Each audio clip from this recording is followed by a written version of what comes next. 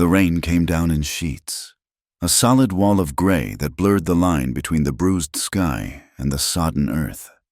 Thunder cracked overhead, a sound like the world splitting apart, and for a moment, the whole of the desolate valley was lit in a stark, skeletal white.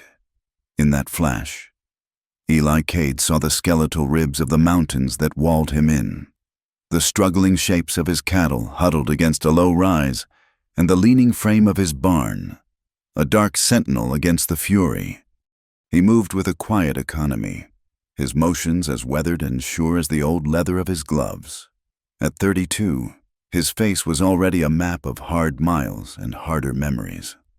Lines etched their way from the corners of his eyes, not from smiling, but from squinting into a sun that offered no mercy. His jaw was a stubborn set of bone that rarely softened, and his eyes, the color of a winter sky, held a distance that few had ever tried to cross. Inside the barn, the air was thick with the scent of hay, wet animal hide, and old wood. His horse, a steady buckskin named Ghost, shifted in its stall, its large, dark eye rolling toward him with a quiet question. Eli ran a hand down the horse's neck, the coarse hair a familiar comfort under his calloused palm.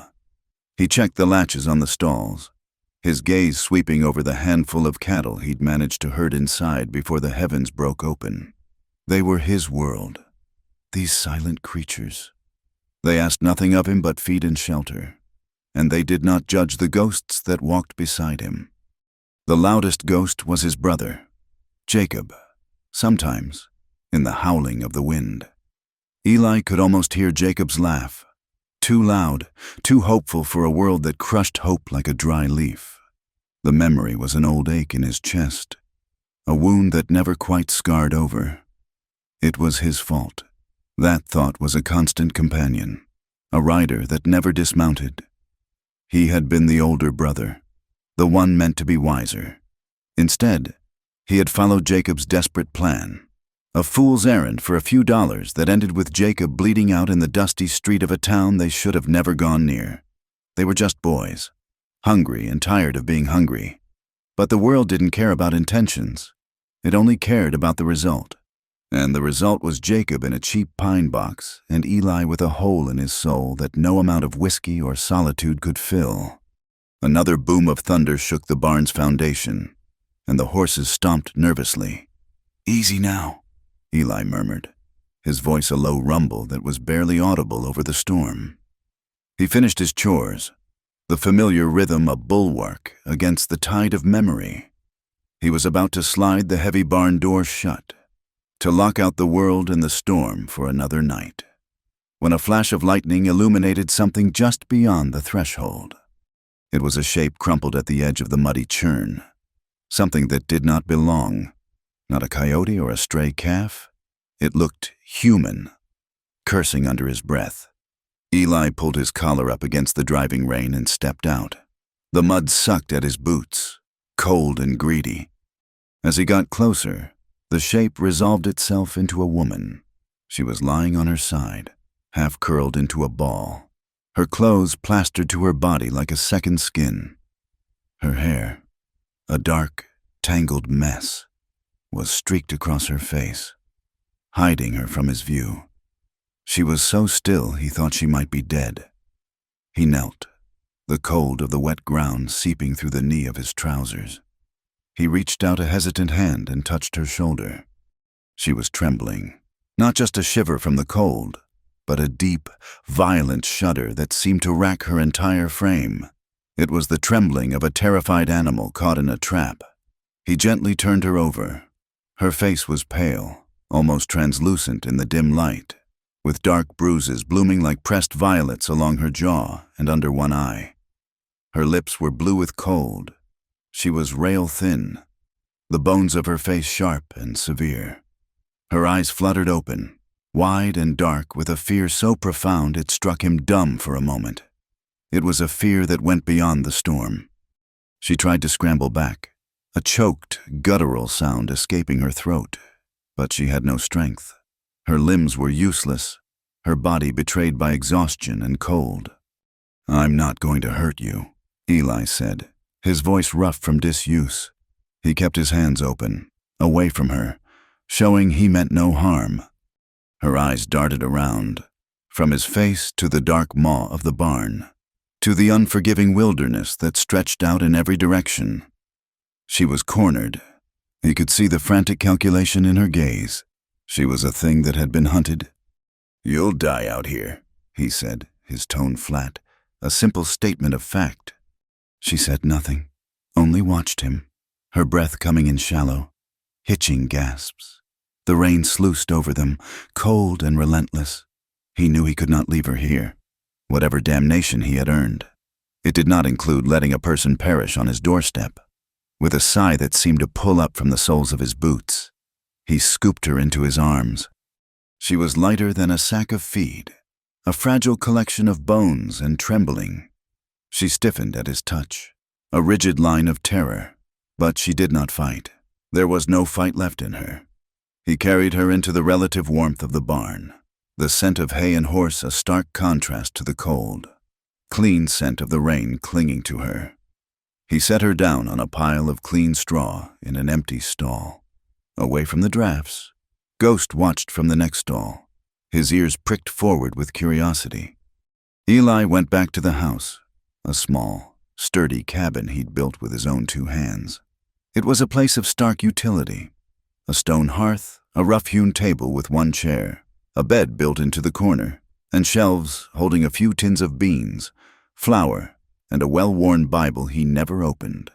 He grabbed a thick wool blanket from his bed and a spare shirt, then returned to the barn.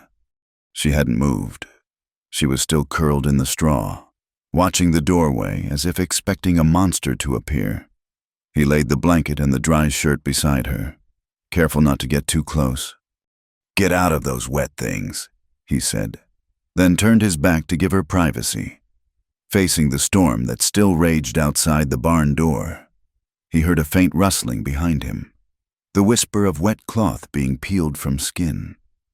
He waited, listening to the rain hammer against the roof, each drop a tiny nail driving him deeper into this unwanted complication. After a long moment, he turned back around. She was wrapped in the blanket, a small, shivering mound in the dim light. Her wet dress lay in a heap beside her. He did not know what to do with her. The town was a full day's ride, and not possible in this storm. He couldn't just leave her in the barn. With another resigned sigh, he decided, "Come on." He helped her to her feet. She leaned on him heavily, her body so frail it felt as if a strong gust of wind could shatter her. He guided her through the mud and rain to the cabin, the single lamp in the window a small, golden beacon in the immense darkness. Inside, the fire in the hearth was low but cast a warm, dancing light on the log walls. He sat her in the solitary chair by the fire and went to the stove. He heated water and brewed a weak coffee, lacing it with a little sugar. He set the tin mug on the table near her, but she made no move to take it. She just sat there, wrapped in his blanket, dripping onto the floorboards, her eyes fixed on the flames. Her silence was a heavy, suffocating thing. It was a silence born of pain, and he knew that sound all too well. He kept his distance, moving around the small cabin with a practiced, quiet purpose. He added wood to the fire, checked the seal on the window, and busied himself with tasks that did not need doing. He was used to the silence of his own making, but this was different. This was a shared silence, heavy with unspoken questions and jagged with fear. Hours passed. The storm did not relent. Thunder rattled the windows, and the wind moaned around the corners of the cabin like a grieving spirit. Eli sat on the edge of his bed, cleaning a rifle he'd cleaned 100 times before, the rhythmic scrape of the cloth a small, mechanical sound against the storm's symphony. He watched her from the corner of his eye. She had not moved, except to pull the blanket tighter around her shoulders. The steam from the coffee had long since vanished. Finally, a particularly violent crash of thunder. So close it felt like the sky had struck the roof, made her jump. A small, broken sound escaped her lips. It was the first sound he had heard her make. besides that initial gasp of fear. "It's just the storm," he said, his voice startlingly loud in the quiet room. Her gaze shifted from the fire to him. Her eyes were hollowed out, dark pools of exhaustion and something else. Something that looked like a permanent state of waiting for the next blow to fall. "My name is Nora," she whispered. The words were raspy, as if it hurt to speak. He nodded, not offering his own name. It didn't matter. "You need to eat something." She shook her head. A small, jerky movement. "He'll find me." The words hung in the air between them. Eli stopped cleaning the rifle. "Who?" Nora hugged herself tighter, her knuckles white where she gripped the blanket. "The man I belong to." The phrase was delivered with a chilling bitterness, as if the words themselves were poison on her tongue. "I was a mail-order bride. It was supposed to be a new life." She gave a short, mirthless laugh that sounded more like a sob. "He paid a price for me. He likes to remind me of that. He says it means he owns me. My father sold me to settle a debt." She stared back into the fire, her story coming out in fractured pieces, pulled from her by the relentless drumming of the rain. She spoke of a man whose hands were quick and hard, whose kindness was a lure for a trap that always snapped shut. She didn't speak of specific violences, but they were there in the shadows of her words, in the way she flinched when the thunder cracked, in the dark bruises that marred her skin. "I ran," she said, her voice dropping so low he had to strain to hear it. "2 nights ago. He was drunk, sleeping. I just ran. I didn't take anything. I just ran until I couldn't run anymore." She finally looked at him, her eyes pleading, not for help, but for understanding. "I would rather die in this storm than let him drag me back there. I would rather die." Eli felt a cold knot tighten in his gut. He had seen that brand of desperation before. He'd seen it in Jacob's eyes before he'd suggested the robbery. It was the desperation of a trapped animal chewing off its own leg to get free. He placed the rifle down and stood up. The single room suddenly felt too small, crowded with her pain and his ghosts. "The bed is there," he said, gesturing with his head toward the corner. "You can have it." Nora's eyes widened, a fresh wave of fear washing over her face. Her trust was a shattered thing, and he was a stranger, a man alone in the wilderness. In her world, a man's kindness was never free. It always came with a price she was no longer willing to pay. "I'm fine here," she said quickly, her voice trembling again. "You're half dead," he countered, his tone leaving no room for argument. "You need to sleep in a proper bed." He walked toward her, and she shrank back in the chair, pulling the blanket around her like armor. He saw the terror in her eyes, the certainty of what was to come. He stopped. He understood. He saw himself for a moment through her eyes, a large man, rough and imposing, his face grim. He was the shape of every fear she had. Ignoring her protest, he bent down and, as gently as he knew how, he lifted her from the chair. She was rigid in his arms, her body humming with a silent scream. He carried her the few steps to the bed and laid her down on the thin mattress. Her eyes never left his face, watching, waiting. He pulled the heavier quilt up over the wool blanket she was still clutching, tucking it in around her shoulders. Her skin was fever-hot to the touch. For a long moment, their eyes locked. He saw a maelstrom of fear and defiance in their depths. He saw a woman who had been pushed to the very edge of her existence and had chosen to jump rather than be pulled back. Something inside him, a cold, long-dormant thing, stirred with an unwelcome flicker of protectiveness. It was a feeling he had sworn off, a feeling that had led only to grief. He turned without a word and walked away, leaving her in the warm cocoon of his bed. He stoked the fire one last time, then picked up his coat from its peg by the door. "Where are you going?" Her voice was a small, frightened whisper from the bed. "To the barn," he said, not looking back. He could not stay in that room with her. Her presence was too loud, her pain too raw. It echoed his own in ways that made the air too thin to breathe. He stepped outside, pulling the cabin door shut behind him. The storm met him with a furious blast of wind and rain. He didn't flinch. He walked through the darkness, letting the cold water soak him to the bone. He didn't go into the barn. Instead, he leaned against the rough-hewn outer wall, the wood pressing into his back, and tilted his face up to the raging sky. The rain washed over his face, plastering his hair to his skull, running in rivulets down his neck and under his collar. It was a cold baptism, but it did nothing to cool the turmoil inside him. Jacob's face swam in his memory, young and grinning, then pale and surprised as the life drained from him. "You were supposed to look out for me, Eli," the ghost whispered. "You were supposed to protect me." He had failed. He had failed the one person he was meant to protect. And now, fate, in its cruel and twisted sense of humor, had thrown another broken soul onto his path. He felt the pull, that dangerous instinct to shield her, to stand between her and the man who had hurt her. It was a fool's instinct. It was the instinct that had gotten his brother killed. He was a man who lived with ghosts, who had made a pact with solitude because it was safer for everyone. Getting involved was not just a risk. It was a betrayal of the promise he'd made to himself, to never be responsible for another person's pain again. But as he stood there, letting the storm try to wash him clean, he could not erase the image of her face. He saw the bruises, the stark terror, and the flicker of defiance in her eyes. She would rather die than go back.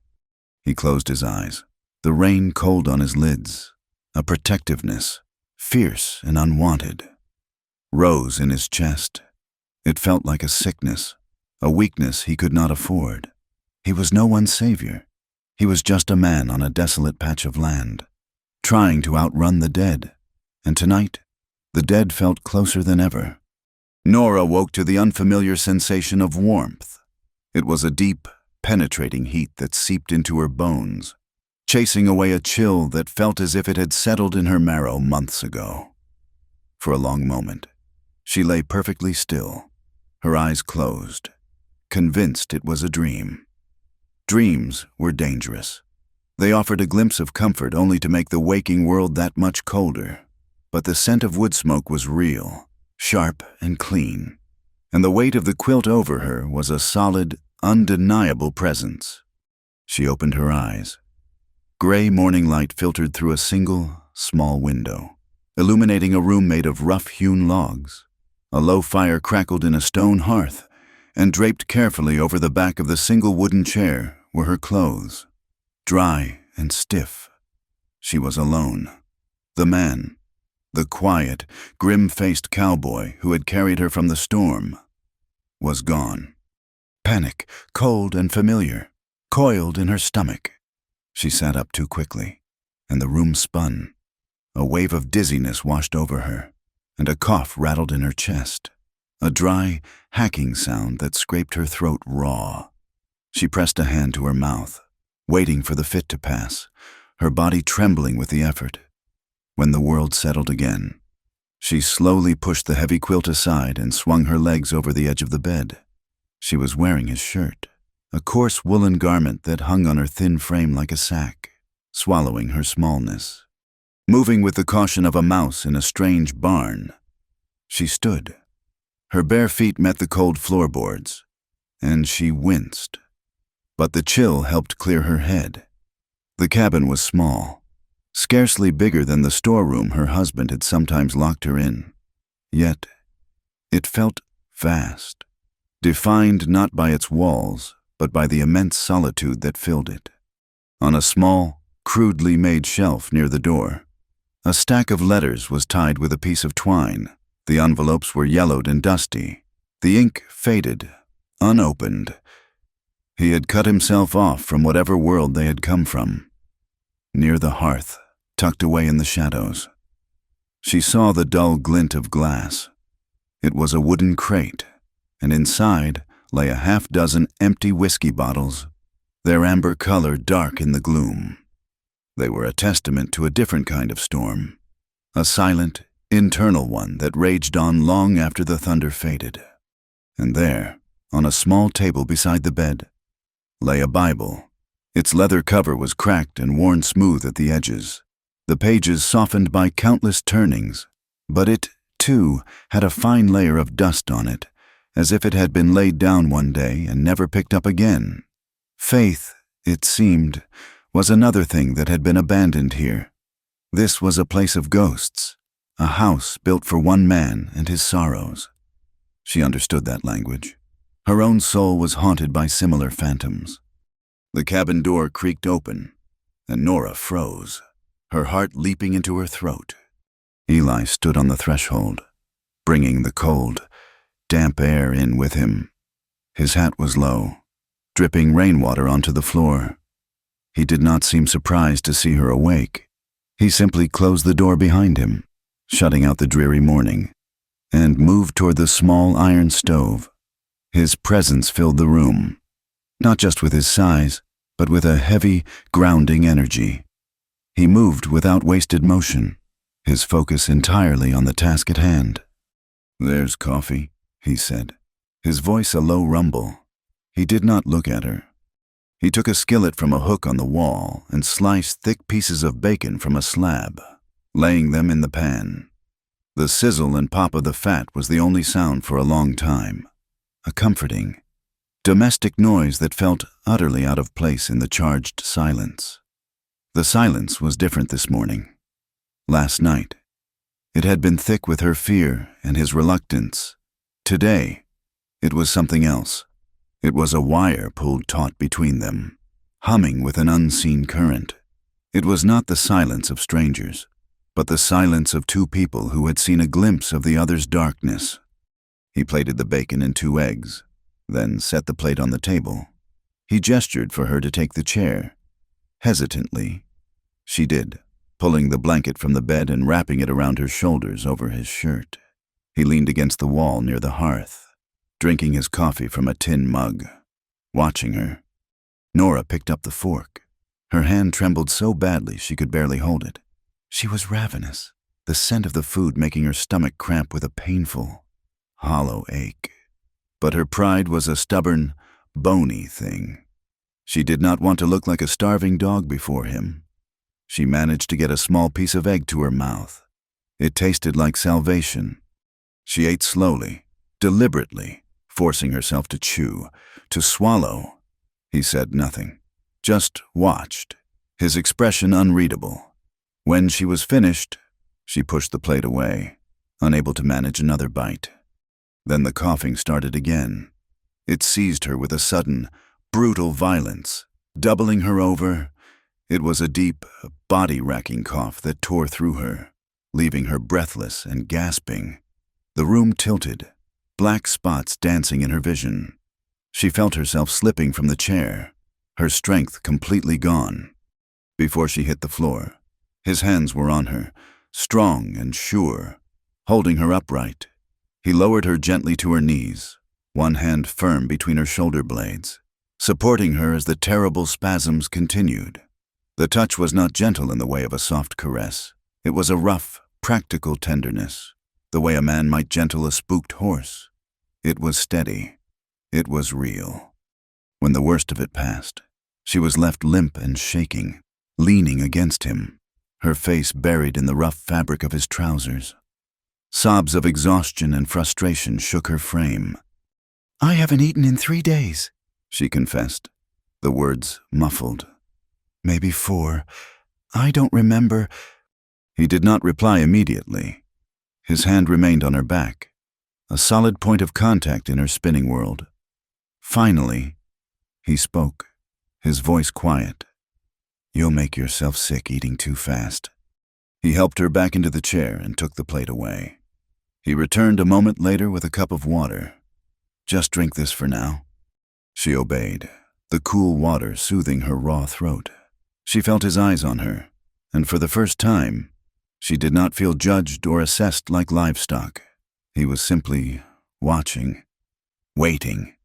That night, sleep did not come easily. She lay in the warmth of his bed, listening to him move about the cabin before he settled on a makeshift bed of blankets on the floor near the fire. The storm had returned, a low grumble in the distance that was slowly growing closer. Every time the wind howled, she thought it was the sound of a man's angry shout. Every creak of the cabin walls was the sound of a boot on the porch. She closed her eyes and was instantly back there. The memory was not a story, but a series of sharp, brutal images. The sour smell of whiskey on his breath, a smell that always heralded the storm in him. The heavy weight of his body pressing her down, the splintered wood of the floorboards digging into her cheek. His voice, a thick, slurred growl, telling her what she was, what he had paid for, what she owed him. "Look at me when I'm talking to you, Nora." She remembered the glint of his wedding ring as his hand came toward her face, the flash of pain as his knuckles connected with her jaw. She remembered the nights she had lain awake, listening to the rhythm of his snores, tasting the metallic tang of blood in her mouth. She would count the beats of her own heart, a frantic, trapped bird beating its wings against the cage of her ribs, praying for a morning that would not come. She had tried to be a good wife. She had cooked and cleaned and mended his clothes. She had learned to make herself small, to move silently, to anticipate his moods, but it was never enough. Her existence was an offense to him. Her silence was defiance. Her tears were manipulation. Her fear was an insult to his authority. The night she ran, he had been angrier than usual. A deal had gone bad, and he had come home looking for someone to blame. He had found her. He had torn the collar of her dress, his fingers digging into her skin like claws. He had held her down, his face inches from hers, and promised to teach her a lesson she would never forget. The pain had been a blinding white light, a wave that swept her away until there was nothing left but a dull, distant ache and the cold certainty that she would not survive another night like it. He had passed out afterward, falling into a drunken stupor on the bed. She had lain on the floor for what felt like hours, every part of her screaming in protest. Then, something inside her, a final, flickering ember of will, had ignited. She would not die here. Not like this. Not on his floor. She had pushed herself up, her limbs shaking, her vision blurry. She did not take a coat. She did not take her shoes. She simply pulled the door open and ran into the blackness, the cold mud sucking at her bare feet. She ran without direction, fueled by a terror so pure it burned away every other thought. She ran until her lungs were on fire and her legs gave out. And then she crawled, pulling herself through the dirt and darkness. Away from that house, away from him. The storm had found her then. A wild, roaring beast. But it felt like a friend. Its fury was clean, honest. It was nothing compared to the quiet, suffocating violence she had left behind. "No!" The scream was torn from her throat, a raw, ragged sound of pure terror. She bolted upright in the bed, her heart hammering against her ribs, the phantom smell of whiskey and stale sweat filling her nostrils. The cabin was dark. The fire burned down to glowing embers. She was tangled in the blankets, her skin slick with a cold sweat. A shape moved in the darkness. Strong hands gripped her wrists, pinning them. She thrashed, a wild, panicked animal caught in a snare. "Nora, wake up! You're dreaming." Eli's voice cut through the fog of her nightmare. He was kneeling beside the bed, his face a grim mask in the faint firelight. His grip was like iron, his fingers digging into the delicate bones of her wrists. The pressure was intense, painful, and it sent a jolt through her, a shock of sensation that was sharp and real and present. It was an anchor in the swirling chaos of her memory. Her thrashing stopped. Her wild, terrified eyes met his. In their depths, she saw not anger, but a startled, fierce intensity, a reflection of his own demons, roused by her scream. The pain in her wrists was a bright, clean point of focus. It was a feeling she understood. It was a hurt that was happening now, not then. It pushed the other, dirtier pain away. She gasped, her breath catching in her throat. "Don't stop," she whispered, the words a raw, desperate plea. "If you do, I'll remember everything." The plea was a confession, a laying bare of the deepest, most broken parts of her. She was not asking for more pain. She was begging for a shield against memory.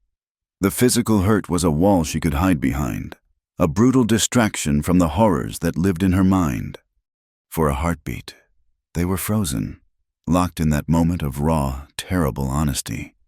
He saw it then, the landscape of her soul, a burned-over country where pain was the only landmark. And in her wide, pleading eyes, he saw a frightening mirror of himself. He saw his own tightly leashed violence, his own desperate need to feel something, anything, other than the relentless ache of guilt and loss.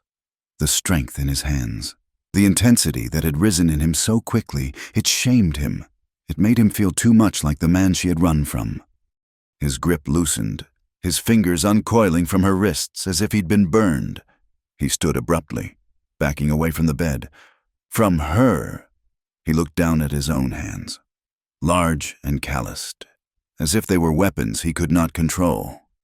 Without another word, he turned and stalked to the door, pulling it open and stepping out into the night.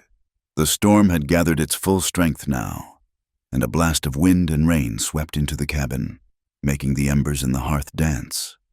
Then the door slammed shut, leaving Nora alone once more in the echoing silence. She looked down at her wrists. Dark, angry red marks were already forming where his fingers had been. She touched them, her own fingers tracing the imprint of his. It hurt, but it was a clean hurt. It was his hurt, not her husband's. She sat like that for a long time, listening to the thunder roll across the plains. She knew he had not left out of anger at her, but out of anger at himself.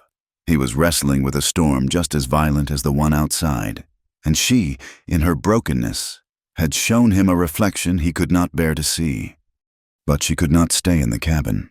The warmth was suffocating, the silence filled with the ghosts of her nightmare. She needed the rain. She needed the cold. She needed him. She pushed herself out of the bed, her bare feet finding the floor. She did not bother with her dress, still wearing his shirt. She walked to the door and pulled it open, stepping out into the maelstrom. The rain was a physical blow, instantly soaking her, plastering the thin wool to her skin and her hair to her face.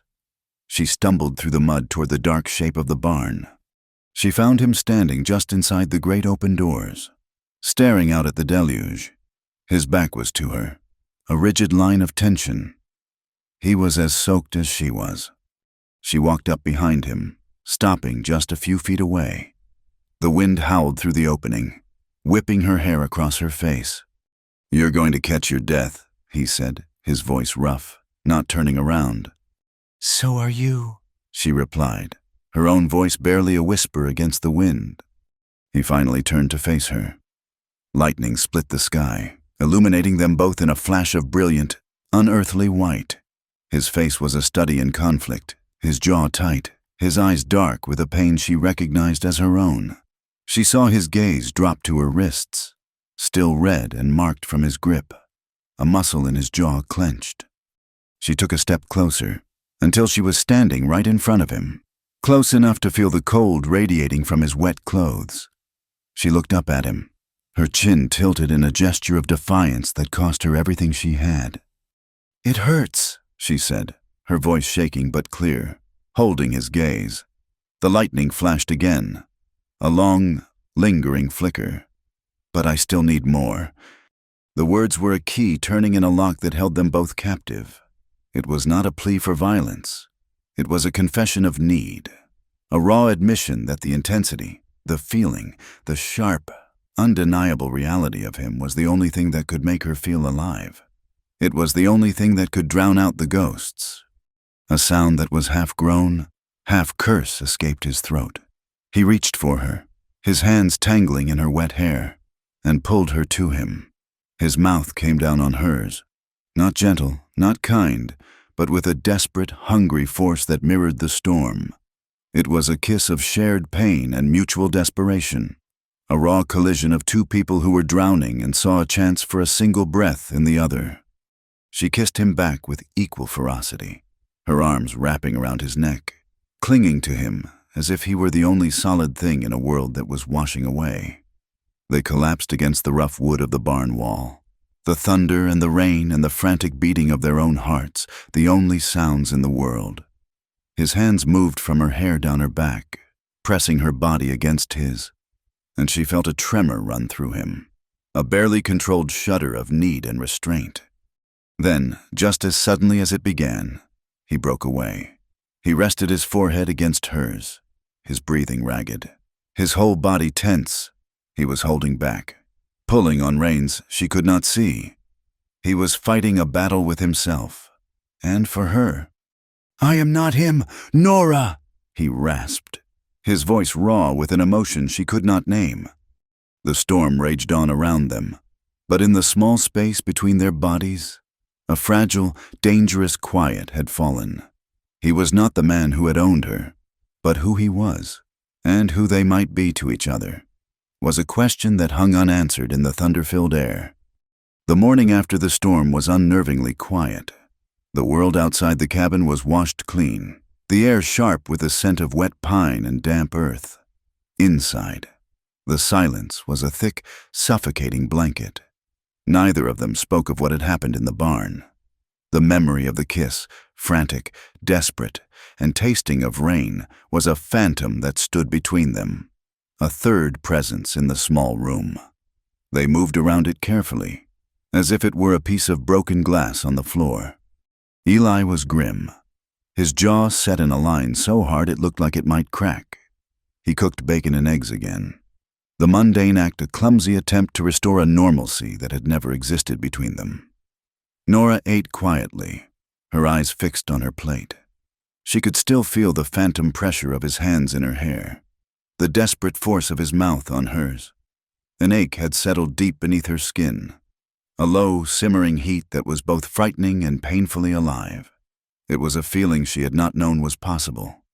After the silent breakfast, Eli took a hammer and a saw from a dusty crate in the corner.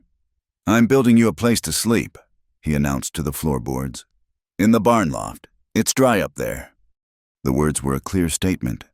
You can stay, but not here, not this close. The distance was a necessity he was building as surely as he was building the cot. Nora simply nodded, a knot of disappointment and understanding tightening in her chest. She spent the day watching him from the cabin doorway. He worked with a relentless, focused energy, as if he were trying to sweat the memory of the night out of his pores. He sawed planks of wood with long, even strokes, the muscles in his back and shoulders bunching and releasing under his shirt. When the frame was built, he filled a sack with fresh, sweet-smelling hay to serve as a mattress. He did not speak to her, but she felt his awareness of her, a constant, low thrum beneath his concentration. In the afternoon, he brought his horse, Ghost, out into the corral. The tension seemed to melt from his shoulders as he worked with the animal. His voice, which was so often rough or silent with her, became a low, soothing murmur. He moved with a quiet confidence, his hands gentle as he ran them over the buckskin's coat, checking for injuries from the storm. He spoke to the horse more in that hour than he had spoken to her in 2 days. Nora watched, mesmerized. She saw a man completely different from the haunted figure who stood vigil in the rain, or the intense stranger whose grip had left marks on her wrists. With his horse, he was patient, he was kind, he was steady. When Ghost shied at a sudden noise, Eli didn't yank the reins or shout. He simply stood still, his hand resting on the horse's neck, murmuring quiet reassurances until the animal calmed. He showed the horse a gentleness he seemed incapable of showing himself, or her, and in that gentleness, a fragile seed of trust began to sprout in the barren ground of her heart. A few days later, the sound of approaching riders sent a jolt of alarm through the quiet homestead. 3 men on horseback appeared over the rise, their shapes dark against the afternoon sun. They were not lawmen, and they were not traveling fast like men with a purpose. They were meandering, their posture loose and arrogant. Eli came out of the barn, wiping his hands on a rag, his body instantly alert. He stood in front of the cabin, a silent barrier, his gaze narrowed and cold. Nora watched from behind the half-open door, her heart beginning to pound a frantic, familiar rhythm against her ribs. "Cade," the man in the lead called out. He was a big, fleshy man with a florid face and small, shrewd eyes. "Heard you weathered the storm." "I'm still standing." "Jedediah," Eli replied, his voice flat. The other two men, leaner and younger, grinned. They let their eyes roam over the cabin, the barn, and then they settled on the doorway where Nora stood partially hidden. One of them nudged the other. "Heard you found yourself some company, too," Jedediah said, his gaze following theirs. He smirked, a greasy, unpleasant expression. "Some half-drowned thing the storm washed up. Figured we'd ride out, see if you needed help with your new stock." The insult was plain, the meaning as sharp as a spur. They were talking about her as if she were a stray cow. Eli's posture went rigid. The easy stillness he'd had a moment before vanished, replaced by a deadly tension. "She's under my protection," Eli said, his voice dangerously low. "You've seen what you came to see. Ride on." "Now hold on, Cade," Jedediah chuckled, ignoring the warning. "No need to be hasty. We're just neighbors. A man out here alone. He gets lonely, but you gotta be careful what you take in. Sometimes damaged goods are more trouble than they're worth." He looked directly at Nora then, his eyes stripping her bare. "Looks like she's seen some hard miles." Nora flinched as if struck. The phrase damaged goods was a branding iron, searing into her skin, marking her with the shame her husband had so carefully cultivated in her. She saw the flash of fury in Eli's eyes. His hand, which had been hanging loose at his side, drifted almost imperceptibly toward the coat holstered on his hip. She saw the slight shift in his weight, the coiling of muscle as he prepared to move. He was going to draw on them. For her. In that instant, she knew he would not win. It was 3 against 1. He would be hurt, or worse, and it would be her fault. The terror that had paralyzed her for years was suddenly burned away by a different, fiercer fire. She would not be the cause of another man's destruction. Before Eli could move, Nora stepped out from behind the door, fully into the harsh sunlight. She pulled the blanket she'd been holding tighter around her shoulders and walked forward until she stood a few paces behind Eli. She lifted her chin, meeting Jedediah's leering gaze head-on. "Gentlemen," she said, her voice trembling but clear, "I thank you for your concern over Mr. Cade's welfare." She paused, letting the formal words hang in the air. "But, as you can see, I am merely a traveler who was caught in the storm. He was kind enough to offer me shelter. I'll be on my way as soon as I'm able." She exposed herself to their judgment, offering them a version of the story that made her transient, unimportant, and no threat to the order of things. She made herself small to make the situation small. Jedediah looked from her to Eli, his smirk faltering slightly. Her directness had thrown him off. He had expected a cowering, shamed woman. Instead, he got a quiet dignity that he did not know how to attack. "Is that so?" he said, his eyes narrowing. "It is," Nora said firmly. The silence stretched. The two younger men shifted uncomfortably in their saddles. The sport had gone out of it. Finally. Jedediah grunted and gathered his reins. "Suit yourself, Cade," he spat, turning his horse. "But don't come crying to us when you find a snake in your bed." They rode off, their laughter carrying back on the wind, ugly and sharp. Nora stood frozen until they were just specks on the horizon. Only then did she allow herself to tremble. Eli turned to her, his face a mask of thunder. "You should not have done that," he bit out, his voice harsh with a fury that was not directed at her, but at himself. "That was my fight." "You would have been killed," she whispered, looking at his hand. which was still clenched near the butt of his gun. "They had no right to speak to you that way," he ground out. He turned on his heel and stalked back into the barn, slamming the door behind him with a crack that echoed the thunder of the storm. That night, an even deeper silence fell between them. Nora lay on her new cot in the hayloft, listening to the familiar night sounds of the barn, but from the cabin, there was only silence. It was a heavy, brooding quiet that felt more ominous than any storm, unable to bear it. She climbed down the ladder and walked to the house. The door was ajar. A single lamp cast a low, flickering light. Eli was sitting at the table, his back to her, his head in his hands. A half-empty bottle of whiskey stood beside him. His shoulders were shaking, not with sobs, but with a deep, contained tremor of a man fighting a war within himself. His hands were scraped and bloody, the knuckles raw, as if he had been pounding them against the unyielding log walls. She moved into the room without a sound, her heart aching for him. She went to the small chest where she knew he kept clean rags and a tin of salve. She wet a cloth in the water bucket and gently approached him. "Let me see," she whispered. He didn't look up, but he did not pull away when she took one of his hands in hers. His fingers were so large they dwarfed her own. She began to clean the blood from his knuckles, her touch as gentle as she could make it. "I failed," he choked out, the words thick with whiskey and self-loathing. "I failed everyone I ever tried to protect." His pain was a raw, gaping wound, and she knew he was not just talking about her. He was talking about the ghosts that haunted this lonely place. She finished cleaning the cuts and began to wrap a clean strip of cloth around his hand.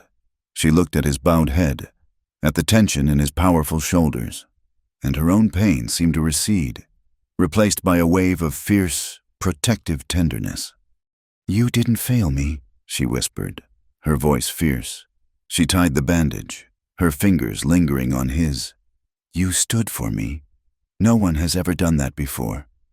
He finally lifted his head, and his eyes, raw and unguarded, met hers. The distance was gone.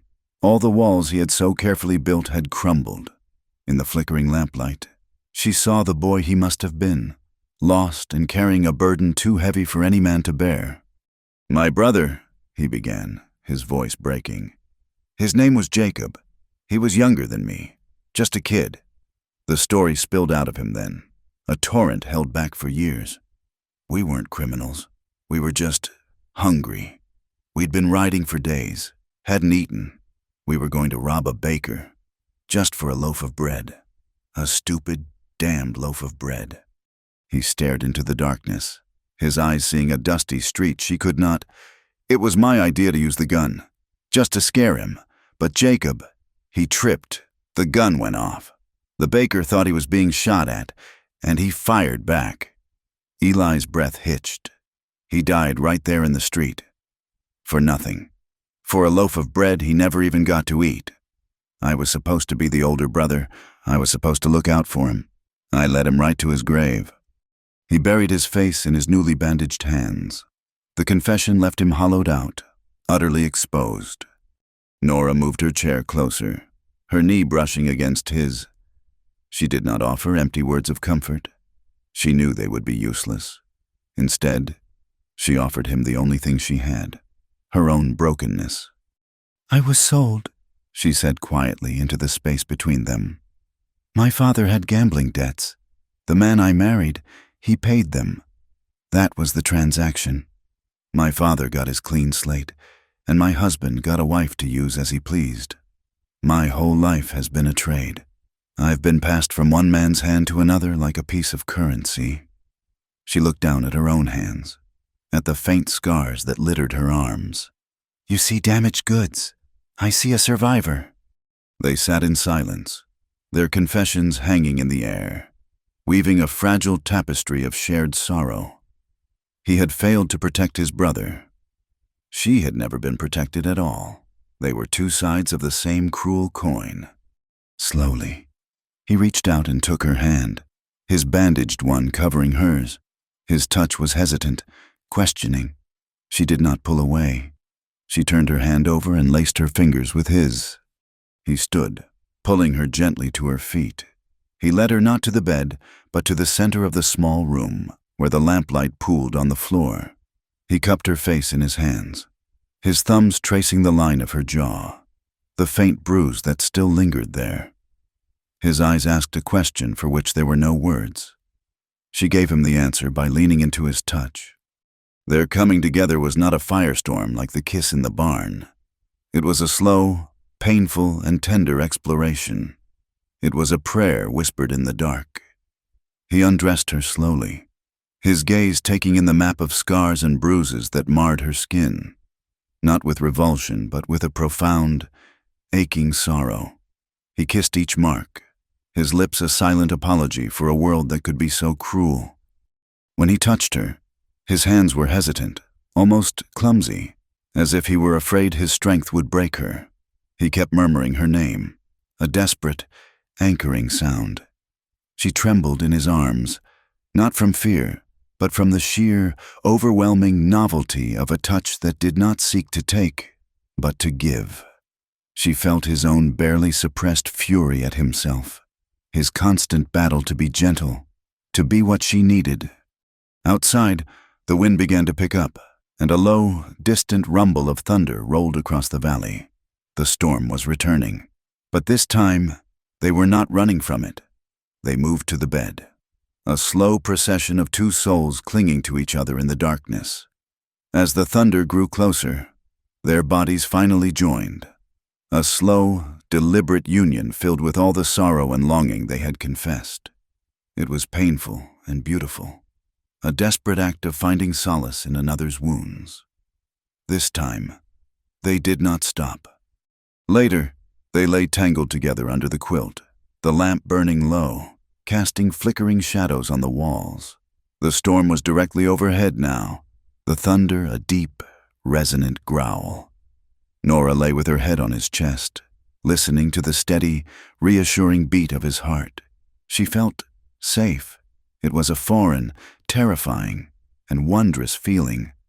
He was silent, but she could feel the tension still humming through him, the fear that he had hurt her, that he had been too much. She lifted her head and looked at him in the dim light. She reached up and touched his face, her fingers tracing the hard line of his jaw. "I'm not asking you to save me," she whispered, her voice thick with emotion. He had not saved her. He had simply seen her, and in being seen, she had found a foothold to save herself. Her eyes held his, dark and serious in the flickering light. "Just don't leave me alone in the dark." In the weeks that followed, a fragile peace settled over the ranch. The violent emotions of the storm had receded, leaving behind a quiet landscape of tentative healing. A routine, unspoken and delicate, began to form between them. Nora moved her few belongings, the dry dress, the blanket, to the cot in the loft.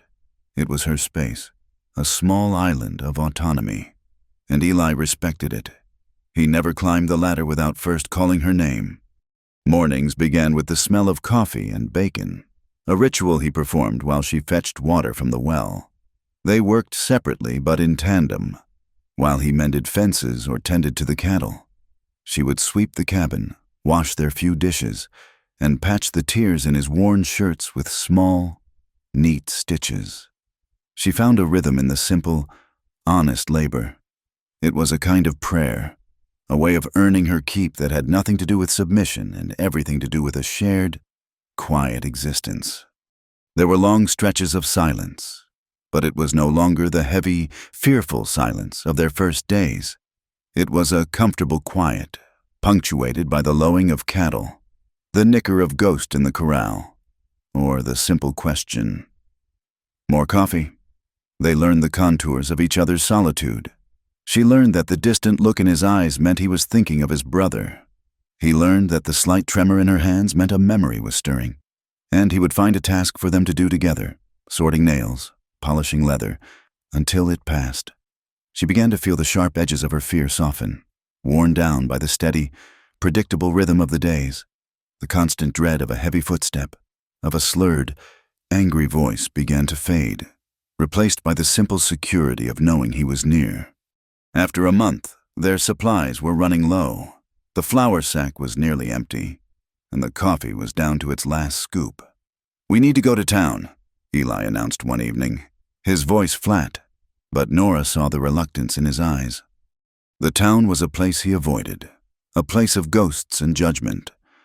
For her, it was a place of strangers, 100 pairs of eyes that might see the bruises that had faded from her skin but not from her soul.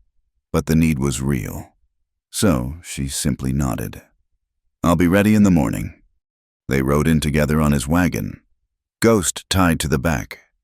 Eli sat stiffly on the buckboard, his gaze fixed on the road ahead. Nora sat beside him, her hands clasped tightly in her lap, wearing her one mended dress. She had tried to tame her hair, but it was a wild, dark mane that refused to be disciplined. As the cluster of rough buildings that made up the town of Redemption came into view, she felt the old, familiar knot of anxiety tighten in her stomach. Their arrival did not go unnoticed. As they pulled up to the general store, conversations on the boardwalk dwindled into whispers. Doors that were open suddenly closed. Faces appeared in windows, their expressions a mixture of curiosity and cold judgment. Nora kept her eyes lowered, focusing on the dusty toes of her worn boots. She could feel the stares like physical things, little needles pricking her skin. They knew. In a town this small, a stranger was news, and a woman appearing on a reclusive man's ranch was a scandal. Eli helped her down from the wagon, his hand firm on her elbow. His face was a granite mask, daring anyone to speak their suspicions aloud. Inside the store, the air was thick with the scent of pickles, leather, and unspoken questions. The storekeeper, a thin man with spectacles, served them with a forced, chilly politeness, his eyes constantly flicking toward Nora as if she were something contagious. As Eli paid for the flour, salt, and beans, a man stepped forward from the back of the store. He was tall and dressed in black, his face severe but handsome in a stark, unforgiving way. He had the self-assured bearing of a man who believed he spoke with the authority of God himself. "Mr. Cade," the preacher said, his voice smooth but carrying an edge of steel. "It is good to see you have not abandoned civilization entirely." "Preacher Mills," Eli acknowledged with a curt nod. The preacher's eyes moved to Nora, and they were not kind. They were the eyes of a man looking for sin, and he was certain he had found it. "I have some work that needs doing up at the church, repairing the steeple. It is honest work, for an honest wage. I would be pleased to offer it to you."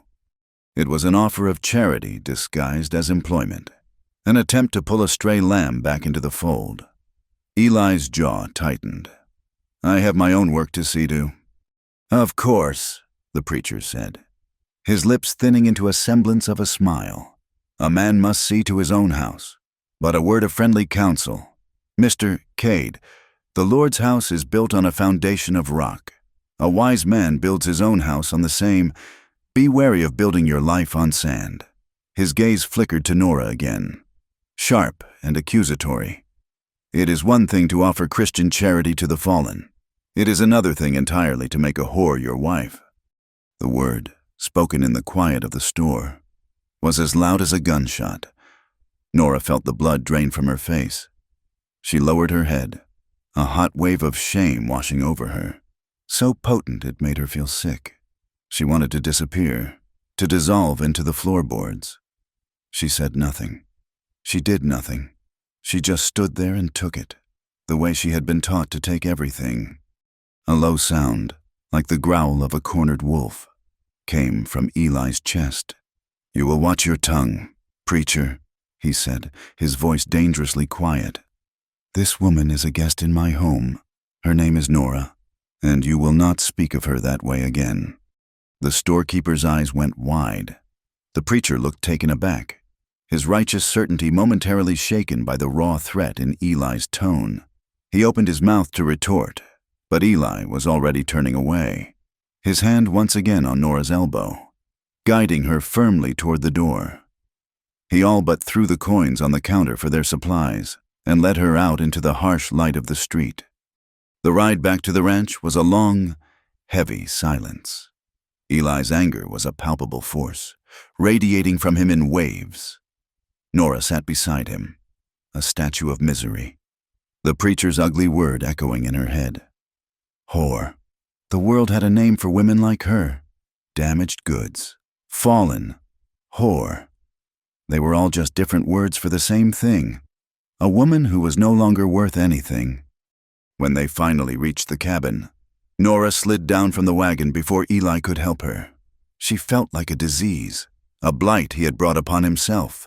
She was the sand upon which he was building his life, and she would be the reason it all collapsed.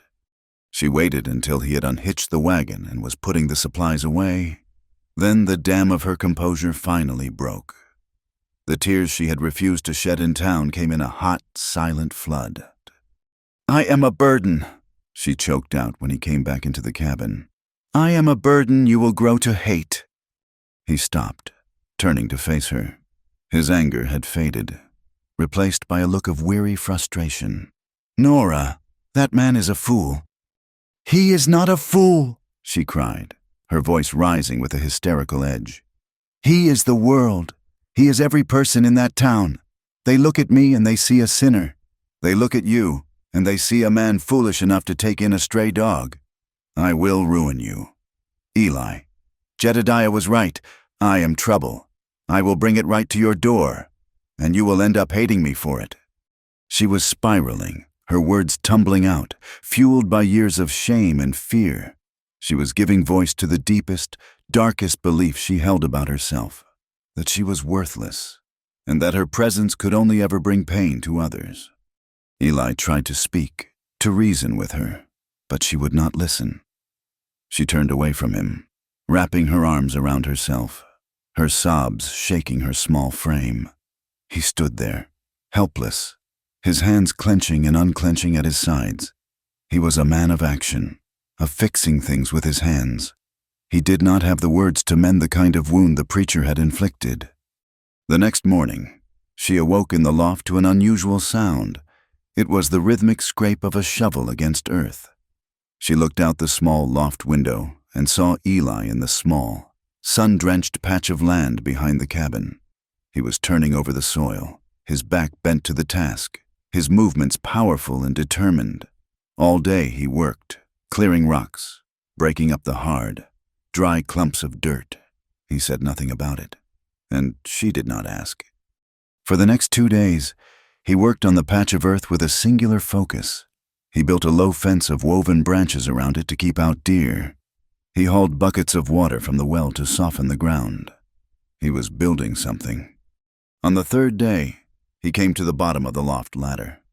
"Nora," he called up, "come see something." She climbed down, her heart wary. He led her around to the back of the cabin. There, where there had been only dry, packed earth, was a perfect rectangle of rich, dark soil tilled and ready for planting. She stared at it, confused. "What is this?" "It's a garden," he said simply. He held out a small, cloth-wrapped bundle. She took it. Inside were packets of seeds, beans, squash, corn, and a small packet of wildflower seeds. She looked from the seeds to his face, her confusion growing. "I don't understand." He took a step closer, his eyes searching hers, his voice dropping low with an intensity that made her breath catch. "You think you're a burden," he said. "You think you're sand. You're wrong." He gestured to the tilled earth. "This is work. This takes time. It takes patience. You have to tend to it every day. You have to put down roots." He met her gaze, and for the first time she saw not just sorrow or anger or desire, but a clear, desperate need. "I'm not building this for you, Nora," he said, his voice rough with emotion. "I'm not trying to save you." He took her hand, the one holding the seeds, and enclosed it in both of his. "I am building it because I need you. I need you to stay. I need you to help me put down roots." this ranch, it was just a place to hide.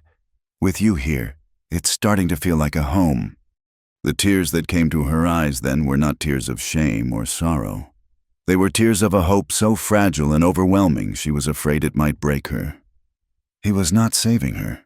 He was asking her to help save him. Their love, in the days that followed, grew stronger, nurtured by the shared work of the garden. They planted the seeds together, their hands brushing in the dirt. They watered it in the evenings, standing side by side as the sun set, casting long shadows across the valley. The small plot of land became a symbol of their shared future, a promise of something that might grow. The peace lasted for 2 weeks. It was shattered by the arrival of a lone rider, a boy from a neighboring ranch who sometimes carried mail. He handed Eli a single, sweat-stained letter and rode off without a word. Eli took it, his expression hardening as he recognized the postmark. It was from the town Nora had fled. He tore it open. Nora watched from the cabin doorway, a cold premonition washing over her as she saw the color drain from his face, his knuckles turning white as he gripped the page. "What is it?" she whispered, though she already knew. He looked up at her, his eyes dark with a grim finality. "It's from a man I know who works the telegraph. He thought I should be warned." He did not need to say more. "He's alive," she stated, the words flat, hollow. It was not a question. Eli nodded slowly. "He is, and he's coming. He hired 2 bounty men. He's telling everyone you stole from him. He wants his property back." The world tilted on its axis.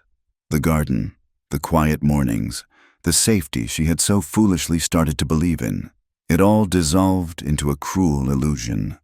The monster from her nightmares was real, and he was riding toward them. Panic, primal and absolute, seized her. Her breath came in short, ragged gasps. She stumbled back into the cabin, her mind a screaming chaos. "Run!" The single word echoed in her head. "Run!" She scrambled toward the loft, her hands shaking so badly she could barely grip the ladder. She had to leave. She had to disappear before he got here. She could not let him find her. She would not survive it a second time, and she would not be the reason Eli died. "Nora, wait!" Eli's voice was sharp, commanding. He caught her at the base of the ladder, his hands closing on her arms. "Let me go!" she cried, struggling against his grip. "I have to go. You don't understand what he's like. He will kill you. He will kill us both." "I am not letting you go," he said, his voice a low, fierce growl. He held her fast, forcing her to look at him. "You are not running, not this time." "You can't stop him!" she sobbed, her fight draining away, replaced by a crushing despair. "I can," he said, his eyes blazing with a protective fire that was terrifying in its intensity. He pulled her away from the ladder, holding her by the shoulders, his grip hard enough to bruise. "Listen to me. He will not touch you. Not now. Not ever. This is our home. We are not running from it." But his words were just sounds. They could not penetrate the wall of her terror. All night, she lay on her cot, wide-eyed and trembling, listening to every rustle of the wind, every creak of the barn, convinced each sound was the thunder of approaching hooves. Sometime after midnight, when the moon was hidden behind a thick blanket of clouds and a slow, cold rain began to fall, she made her choice. She could not let Eli die for her. She slipped down from the loft, quiet as a shadow. She carried nothing but the clothes on her back. She eased the cabin door open and slipped out into the darkness and the rain. She did not know where she would go. She only knew she had to be gone. She hadn't made it past the newly fenced garden when a hand clamped down on her arm. Yanking her back, she cried out, spinning around to see Eli standing there, a dark, looming figure in the rain. "I knew you would try this," he said, his voice rough with pain and fury. "Please, Eli," she begged, sobbing openly now, the cold rain mixing with her hot tears. "You have to let me go. It's the only way." "No," he said, his voice breaking. "It is not." He grabbed her, pulling her against him. She fought, pushing at his chest, but it was like pushing against a mountain. He was stronger, and this time, his desperation dwarfed her own.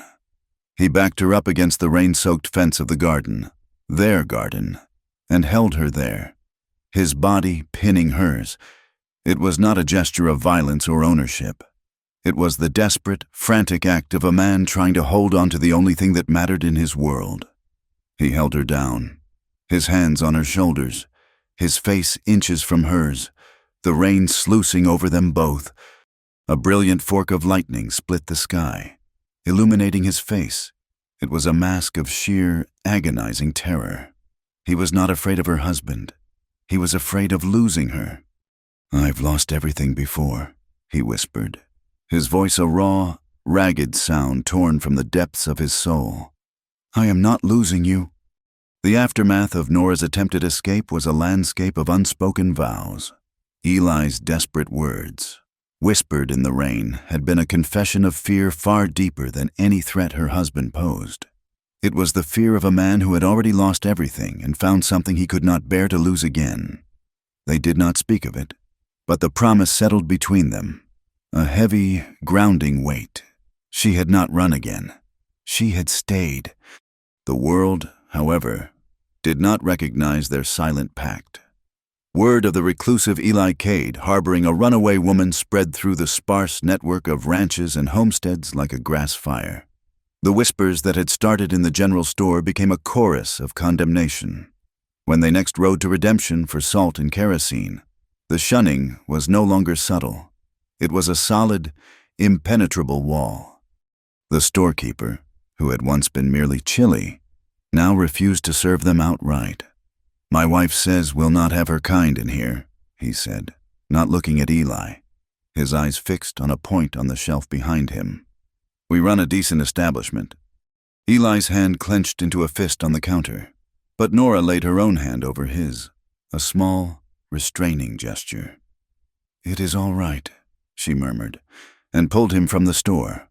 Outside, a group of boys, emboldened by their parents' righteousness, threw a handful of pebbles that clattered against the wagon wheels.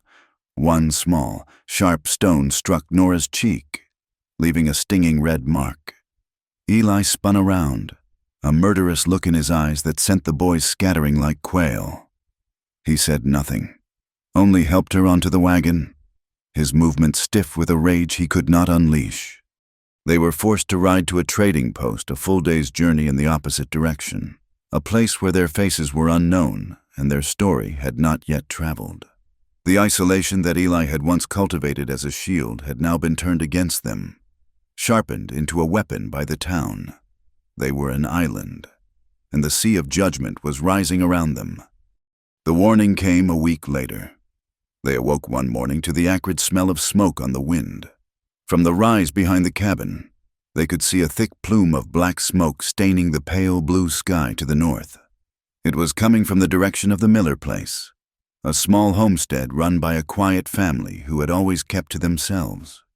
Eli saddled Ghost and rode out, his face a grim mask. He returned hours later, the smell of soot clinging to his clothes. "Their barn," he said, his voice flat and hard as he dismounted. "Burned to the ground. They lost a horse and most of their winter feed. Jedediah and his friends were there, helping. They said it was a lightning strike from that dry storm last night." Nora looked at him, seeing the truth in his eyes. "It was not lightning." "No," Eli said, his gaze distant and cold. "It was not lightning. The Millers are good people, but their place is the closest one to mine. This was a message. Nora, meant for me. They're showing me what happens to things that are out of place." A cold dread, more profound than any she had felt before, settled in Nora's stomach. This was not just about whispers and thrown stones anymore. This was a deeper, more sinister cruelty. Her presence was not just a stain on Eli's reputation. It was a danger to his life, his home, his very existence. That night, she did not sleep. She lay on her cot, listening to the night sounds, her mind racing. The memory of her own helplessness, of lying on the floor while her husband's shadow fell over her, was a vivid, suffocating horror. She had run from him, but she had not fought back. She had survived by being small, by enduring, by escaping. But that was no longer enough. Running would not protect Eli. Enduring would not save their home. The next morning, she met him as he came out of the cabin, the rising sun casting long shadows behind him. Her face was pale, but her eyes held a new, steely resolve. "You have to teach me," she said, her voice quiet but firm. He stopped, his coffee cup halfway to his lips. "Teach you what?" "How to shoot," she said. "I will not be helpless again. I will not be the reason your home burns. If he comes, if they come, I will be ready." Eli stared at her, a conflict of emotions warring in his eyes. He saw her fear, but beneath it, he saw a strength she was only just beginning to realize she possessed. His first instinct was to refuse, to tell her that protecting her was his job, that he would not have her touch a weapon. But he also saw the fierce determination in her jaw, the unwavering look in her eye. To deny her this would be to treat her like the fragile, broken thing the world thought she was. It would be an insult to the woman who had stood up to Jedediah, who had cleaned his bloody hands, who had chosen to stay. Without a word, he nodded. He went into the cabin and returned with a small, light rifle, one he used for hunting rabbits. It was lighter than his Colt, its kick more manageable. He led her to the far end of the pasture, where he set up a row of empty tins on a fence post. He showed her how to hold the rifle, how to brace its stock against her shoulder, how to sight down the long barrel. His hands were gentle as he adjusted her stance, his voice a low, steady murmur in her ear. "Breathe out slow," he instructed. "Squeeze the trigger, do not pull it." The first time she fired, the sound was a deafening crack that made her flinch, and the recoil sent a hard, painful jolt through her shoulder. The shot went wide, kicking up a puff of dust 10 feet from the target. Her hands trembled, and a fresh wave of fear and frustration washed over her. The power of the weapon was terrifying. "Again," was all he said. Day after day, they practiced. The loud report of the rifle became a familiar sound on the ranch. Her shoulder was bruised, her ears rang, but she did not stop. She learned to control her breathing, to still the trembling in her hands. She learned to embrace the solid, heavy reality of the rifle in her arms, to see it not as an instrument of violence, but as a tool of survival. The tins, once impossibly small, began to dance from the fence post, one after another. As her aim grew steady, she was no longer just Nora, the runaway. She was becoming something more. One evening, as they sat by the fire, the comfortable silence was broken by a small, choked sound from Nora. She had been staring into the flames, her mending forgotten in her lap. Eli looked over and saw that she was weeping, silent tears tracking paths through the grime on her cheeks. "Nora?" he asked softly. She shook her head, unable to speak for a moment. "Practicing with the rifle," she finally whispered, her voice thick. "It made me remember." He waited, knowing that whatever was coming needed to find its own way out. He hurt me one night, worse than usual." The words were halting, each one a painful stone pulled from a deep, dark well. "A few weeks later, I realized I was with child." A single ragged sob escaped her. "I was so scared. I did not want a child in that house. But a part of me was happy. It was the first time in my life I felt like I had something that was mine." She looked at him, her eyes filled with a grief so profound it seemed to have no bottom. "He found out. He was furious. He said it was not his. He accused me of terrible things. And he beat me until the bleeding started." The stark, brutal confession hung in the air, a horror that stole the warmth from the fire. Eli felt a cold, murderous rage rise in him, so potent it made his hands ache to crush something, but he pushed it down. knowing that his anger was not what she needed now. She needed a witness to her pain. I lost the baby, she whispered, her voice breaking completely. I buried it myself, out behind the woodshed. It was so small, there was nothing to mark the place. It was like it never existed at all.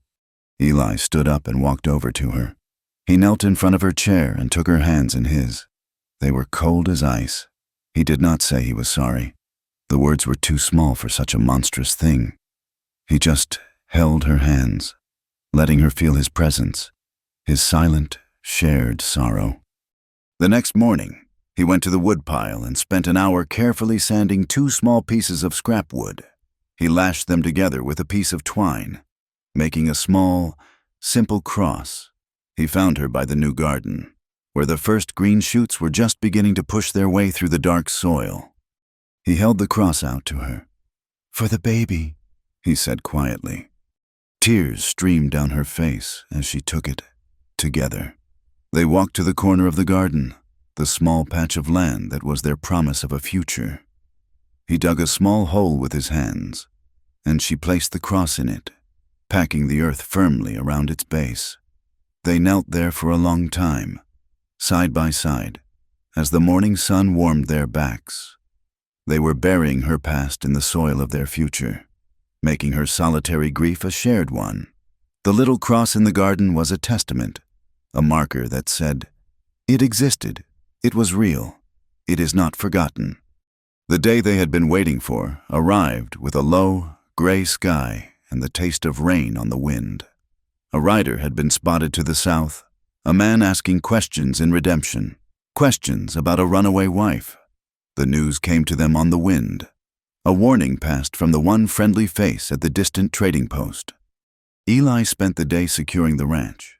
He barred the barn door, brought the horses into the corral behind the cabin, and checked his rifle and his Colt, his movements economical and deadly serious. Nora followed him, her own small rifle clutched in her hands, her face pale but her expression resolved. The time for practice was over. They came near dusk, 3 riders silhouetted against the bruised twilight sky. The rain had begun to fall, a cold, steady drizzle that turned the yard into a slick of mud. Nora's heart hammered against her ribs, a frantic, trapped bird. But beneath the terror was a cold, hard stone of determination. She would not run. This was her home. The man in the center was just as she remembered him, Silas. He was broader than Eli, with a cruel set of shoulders and a face that was already starting to bloat from whiskey. His 2 companions were lean, hungry-looking men with the dead eyes of hired guns. "Nora!" Silas bellowed, his voice carrying easily through the rain. "You can come out now, girl. Your games are over. I've come to collect my property." The cabin door opened. Eli stepped out onto the porch, his rifle held loosely in one hand. He stood with a deceptive stillness, a predator waiting. "She is not your property," he said, his voice calm and clear. "Turn your horses around and ride away." Silas laughed, a harsh, ugly sound. "Is that so? Looks to me like my thieving wife has found herself a new master. You can have her when I'm done with her." "Cade, but first, she has a debt to pay." He dismounted, his boots sinking into the mud. "Send her out, now!" "That is not going to happen," Eli said. From inside the cabin, Nora watched, her knuckles white on the stock of her rifle. She could see the sneer on Silas's face, the casual cruelty in his eyes. He was enjoying this. He thrived on fear. "Then I'll come in and get her," Silas said, and he drew his pistol. Everything happened at once. Eli brought his rifle up, but one of the bounty men was faster, firing from his saddle. The shot went wide, splintering the porch post next to Eli's head. Eli fired back, and the man's horse screamed and reared, throwing its rider into the mud. The world exploded into a chaos of noise and smoke and rain. Gunfire echoed through the valley, sharp and brutal.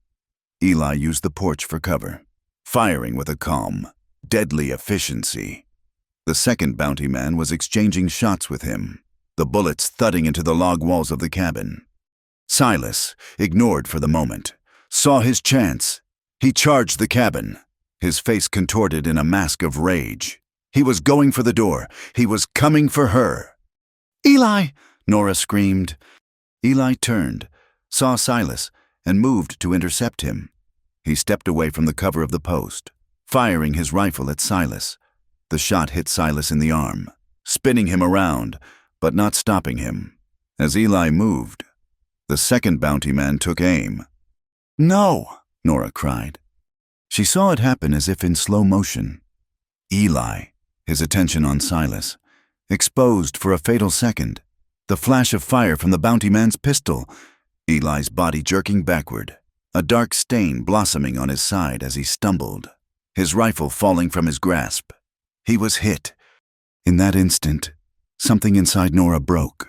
The fear, the years of cowering, the helplessness, it all burned away, consumed by a white-hot, protective rage. This man, this good, quiet man who had shown her kindness, who had buried a cross for her lost child, was bleeding in the mud for her. She burst through the cabin door, raising her own rifle. Silas was staggering toward the porch, his face a mask of pained fury. His good arm brought his pistol up, pointing it at the wounded Eli. Silas! She screamed.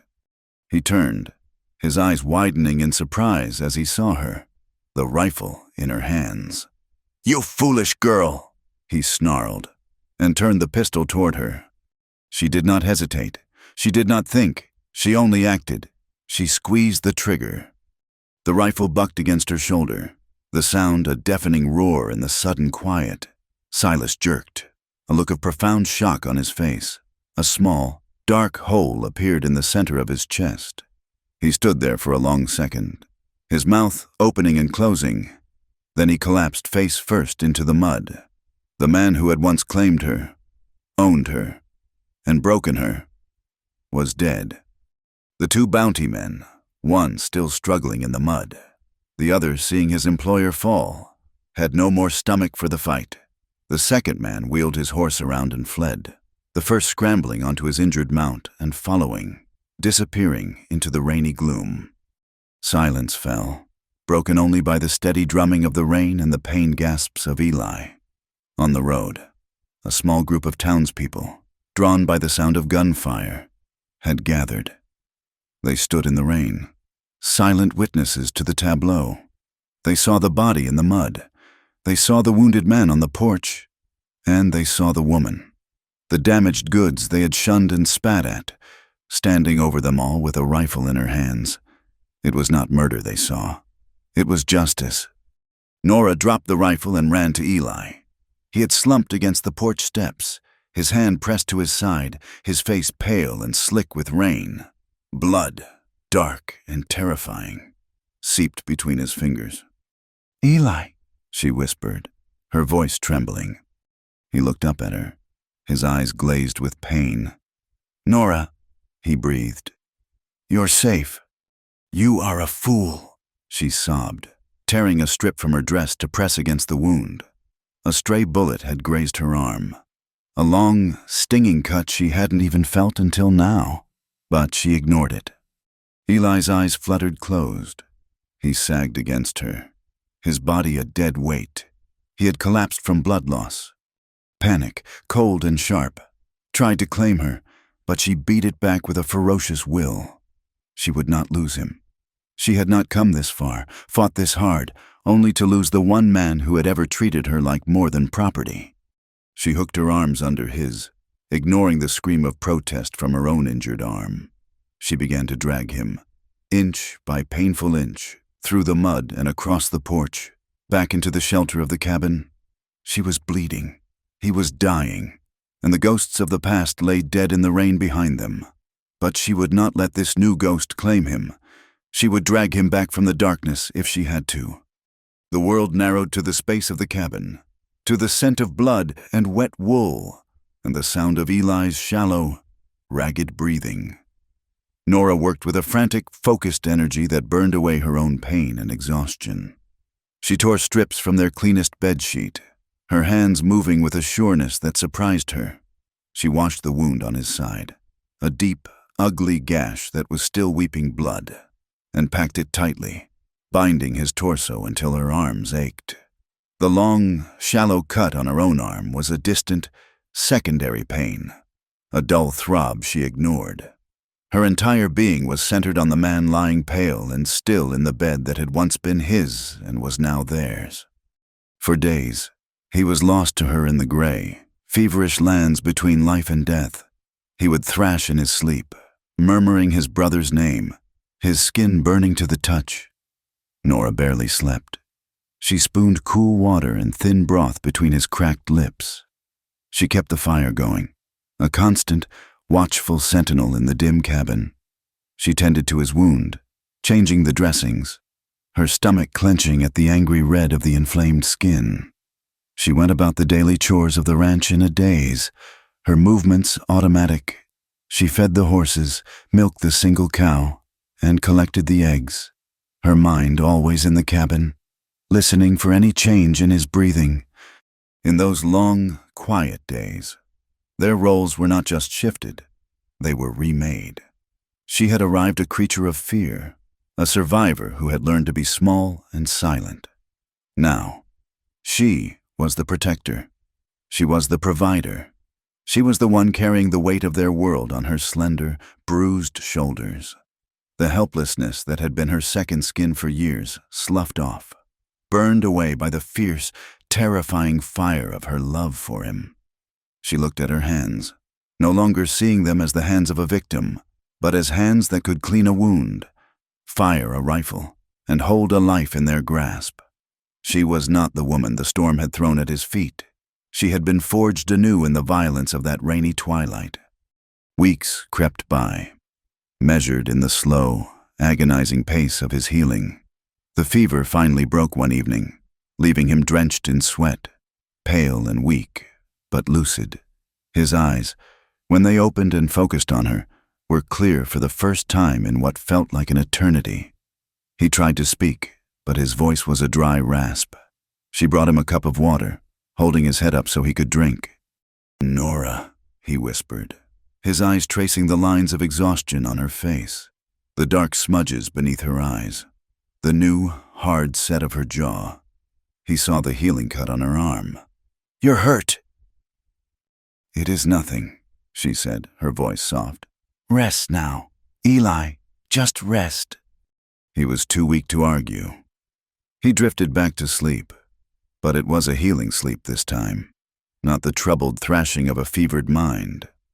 Nora sat in the chair beside the bed, her mending in her lap, and watched the steady rise and fall of his chest. For the first time in weeks, a fragile tendril of hope unfurled in her heart. The outside world intruded a few days later in the form of the town sheriff. He was a tall, weary-looking man with a drooping mustache and eyes that had seen too much trouble. He rode in alone, his horse ambling as if it, too, were tired of the world's grim business. Nora met him on the porch, her rifle held loosely but naturally in her hands. She did not point it at him, but its presence was a clear statement. "Ma'am," the sheriff said, touching the brim of his hat. "I'm Sheriff Brody. I need to have a word with Mr. Cade." "He is not well enough for visitors," Nora said, her voice even, her stance unwavering. "I'm not a visitor. I'm the law," he replied, though there was no heat in his words. "There's the matter of a man shot dead on his property. A body had to be buried. Questions have to be asked." Rumors had reached them, carried by the wind. They said the sheriff was considering charges, murder, or at the very least, manslaughter. Silas had been a drunk and a brute, but he had been a citizen, and Eli was an outsider. As for her, she was something less than a citizen in the eyes of the law. "What happened here was justice. Sheriff," Nora said, her gaze steady. "Not a crime." The sheriff sighed, a long, tired sound. "Justice and the law ain't always the same thing, ma'am. That's a fact I've learned the hard way." He looked past her, toward the cabin door. "Is he able to speak?" Before she could answer, Eli's voice came from within, weak but clear. "Let him in, Nora." She hesitated, then stepped aside. The sheriff dismounted and followed her into the cabin. Eli was propped up in bed with pillows, his face pale and drawn, but his eyes were alert. The sheriff took off his hat, turning it over and over in his hands. "Cade," he said with a nod. "Heard you were laid up." "I've been better," Eli rasped. "I need your account of what happened," the sheriff said, getting straight to the point. "The two men who rode with Silas are telling a story about how you and this woman here laid a trap for him." "They're liars," Eli said, his voice gaining a bit of strength. "Silas came here to take her back by force. He drew on me first. He would have killed us both." The sheriff looked from Eli to Nora, his expression unreadable. "It's your word against theirs, and you're a man who keeps to himself. Cade, you don't have many friends in town to speak for your character." As if summoned by his words, another rider appeared, coming up the path at a slow trot. It was a woman from town, the storekeeper's wife, a stern, stout woman named Martha, who had always looked at Nora with the most profound disapproval. She was carrying a covered basket. "Sheriff Brody," she said, nodding to him as she stopped her horse. She would not look at Nora. "I heard you were riding out this way." "Martha," the sheriff acknowledged, a hint of surprise in his voice. "What brings you out here?" Martha looked uncomfortable, her gaze fixed on the corner of the cabin porch. "My husband told me what Preacher Mills said in our store about this woman." She took a deep breath. "The preacher was wrong. I was there that day. I saw the whole thing from my window. I saw that man Silas, and the look on his face. It was a look of pure wickedness. And I saw this woman. I saw her stand and defend her home. She did what any decent woman would do. She protected her man." She slid down from her horse and walked to the porch, still not looking at Nora. She placed the basket down. "This is some soap," she said gruffly, "and some clean cloth for bandages, and a bit of bacon." She turned without another word, climbed back on her horse, and rode away. Nora stared at the basket, a lump forming in her throat. It was not an offering of friendship. It was an offering of respect, a grudging acknowledgement from a world that had only ever offered her condemnation. Over the next few days, more signs appeared. A young boy, one of the ones who had thrown stones, showed up at the edge of the property, leaving a small sack of apples on a fence post before running away. Jedediah, the rancher who had insulted her, rode by one afternoon, and though he did not stop, he gave a slow, deliberate nod in Eli's direction. The town was beginning to shift. They did not understand Nora's past, and they likely did not approve of her and Eli living together outside of marriage. But they understood the language of survival. They had witnessed a truth more potent than any sermon. They had seen a woman who refused to be a victim, and a man who had been willing to die for her. In the harsh arithmetic of the West, that kind of courage earned a grudging measure of acceptance. When the sheriff returned a week later, his demeanor was different.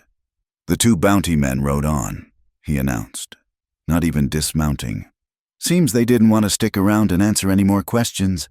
As far as I'm concerned, Silas got what was coming to him. The case is closed." He tipped his hat and rode away, leaving a profound sense of peace in his wake. As Eli's strength returned, the dynamic between them settled into a new, comfortable rhythm. He was humbled by his own weakness, by the debt he owed her for his life. He watched her now with a kind of awe, seeing not the fragile woman he had pulled from the storm, but the strong, capable partner who had saved him. He learned to lean on her, to accept her help, to see her strength not as a reflection of his weakness, but as a complement to his own. One cool, clear afternoon, when he was finally able to walk without leaning on a cane, he took her by the hand. He was quiet, a thoughtful, serious look on his face she had not seen before. He led her not to the cabin, but to the barn. He led her to the very spot by the large doors where she had collapsed that first night. soaked and terrified. The memory of it felt like it belonged to another lifetime, to another woman. He did not speak. He pulled a long hunting knife from the sheath on his belt. The blade was old and sharp. He turned to the thick, weathered wood of the barn wall. The same wall they had collapsed against during that first, desperate kiss. With slow, deliberate strokes, he began to carve into the wood. She watched, her heart beating a slow, steady rhythm, as he etched his name, Eli. Then, beside it, with the same care, he carved hers, Nora. The letters were rough and deep, a permanent scar on the heartwood of the barn. When he was finished, he stepped back and looked at his work. He turned to her, his eyes dark and serious, all the ghosts and all the pain stripped away, leaving only a raw, honest vulnerability. He had no ring, he had no fortune, no grand house to offer. He had only this small, hard-won piece of land, and a life he had almost lost. "I cannot give you a fancy wedding, Nora," he said, his voice low and raspy with emotion. "I cannot give you an easy life. The world will likely always look at us sideways. But I can give you my name. I can give you my loyalty.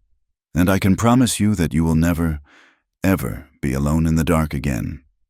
He took a deep breath. "Will you marry me?" Tears welled in her eyes, blurring the sight of their names carved into the wood. The names looked like they belonged there, like they had always been there. The pain of her past, the ghost of Silas, the brand of damaged goods. It was all still a part of her. It would always be a part of her, but it no longer had power over her. It was a scar, not an open wound. She reached out and traced the letters of her name with her fingertips. "It still hurts," she whispered, her voice thick with tears. She looked at him, a watery, brilliant smile breaking through the sadness. "But it's not the kind of hurt I need to run from anymore." She stepped into his arms, pressing her face against his chest, feeling the steady beat of his heart. "Yes, Eli," she murmured into his shirt.